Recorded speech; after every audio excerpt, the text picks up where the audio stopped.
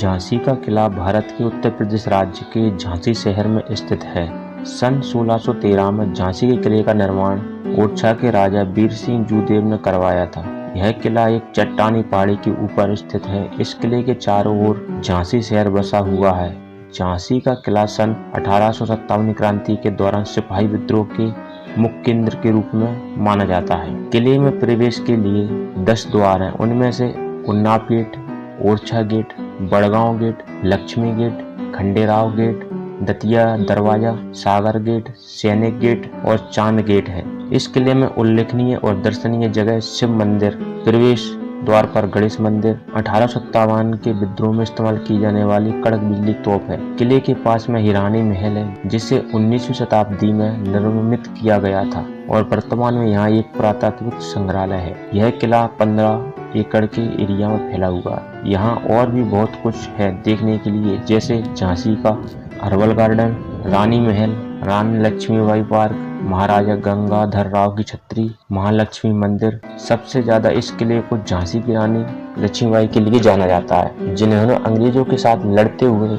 18 जून 1858 29 वर्ष की उम्र में अपने प्राणों का बलिदान कर दिया। कहानी शुरू होती है जब ब्रिटिश सरकार ने गंगाधर राव को झांसी के राजा के रूप में स्वीकार कर लिया। सन 1842 में राजा गंगाधर राव ने मणिकर्णिका उर्फ मनु से शादी की, जो बाद में रानी लक्ष्मीबाई के नाम से विख्यात हुई। लक्ष्मीबाई ने एक पुत्र को जन्म दिया, जिसे दामोदर राव नाम से संबोधित किया गया, लेकिन 4 महीने के उपरांत उनकी मृत्यु हो गई। महाराज अपने बेटे की मृत्यु के पश्चात कुछ उदास रहने लगे और इसके बाद धीरे धीरे उनका स्वास्थ्य भी खराब रहने लगा। इन सभी परिस्थितियों को देखते हुए झांसी राज्य की मंगल कामना और झांसी के उत्तराधिकारी के लिए अपने चचेरे भाई के बेटे आनंद राव को गोद लिया, जिसका नाम उन्होंने दामोदर राव रखा और इसकी सूचना ब्रिटिश गवर्नमेंट को एक पत्र के माध्यम से दी। नवंबर 1853 में महाराज की मृत्यु के पश्चात ब्रिटिश ईस्ट इंडिया कंपनी ने गवर्नर जनरल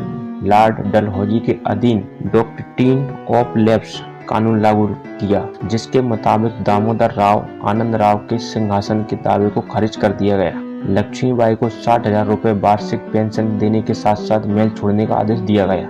मार्च अप्रैल 1857 में कैप्टन ह्यूरोज की कंपनी बलों ने किले को चारों तरफ से घेर लिया और 4 अप्रैल 1858 को किले पर कब्जा कर लिया। 1861 में ब्रिटिश सरकार ने झांसी किला और झांसी शहर को ग्वालियर के महाराज जियाजी राव सिंधिया के हवाले कर दिया, लेकिन बाद में अंग्रेजों ने 1868 में ग्वालियर से झांसी वापस ले लिया। अगर आपको यह वीडियो पसंद आती है तो लाइक, शेयर और सब्सक्राइब करना ना भूलें। धन्यवाद।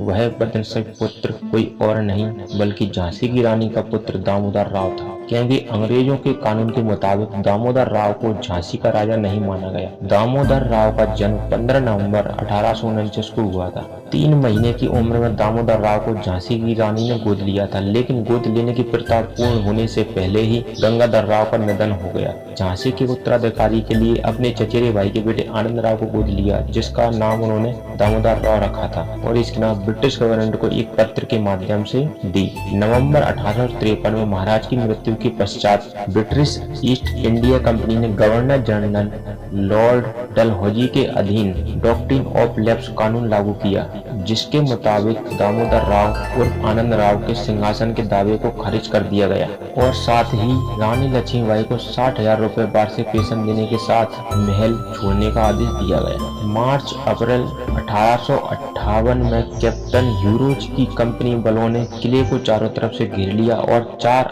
अप्रैल 1858 किले पर कब्जा कर लिया। 1857 क्रांति की सबसे बड़ी नायिका और झांसी की रानी लक्ष्मीबाई का नाम वीरता की श्रेणी में सबसे ऊपर रखा गया है।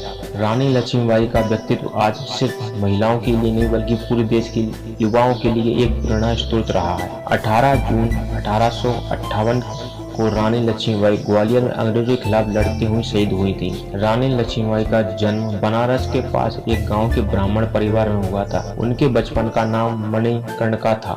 रानी को प्यार से लोग मनु कहते थे।